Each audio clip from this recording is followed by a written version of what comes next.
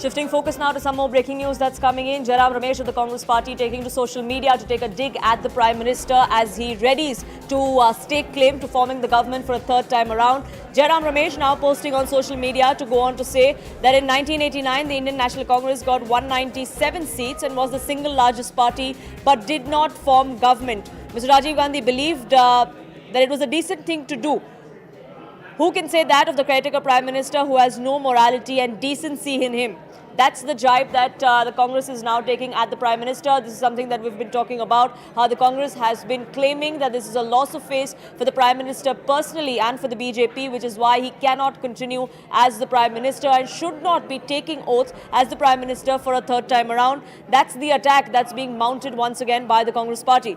Pallavi continues to be with us, getting us more details. Pallavi, the Congress really going hammer and tongs as far as this moral loss for the BJP and for the Prime Minister personally is concerned.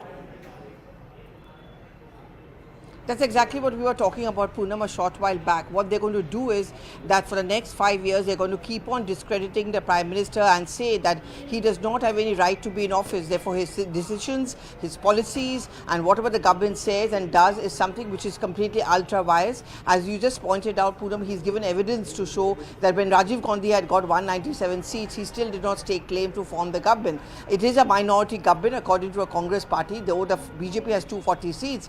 But the fact is that it hasn't got the simple majority of 272. The Prime Minister has been consistently making a claim as far as 370 par and 400 par. Clearly, he hasn't even achieved that, and therefore the Prime Minister himself should show that decorum and not even stake claim. Either he does not stake claim to form the government, or there should be someone else from the BJP who could be chosen to become the Prime Minister in his name, in his place. Right. Right, so the Congress there continues to attack the Prime Minister and the BJP, even as the NDA is in a huddle, getting that letter of support which would be used to stake claim to forming government for a third time around. For the moment, Pallavi, thank you so much for getting us those details. We'll, of course, keep a track of what's happening in both those meetings, but for now, it's time for a quick break.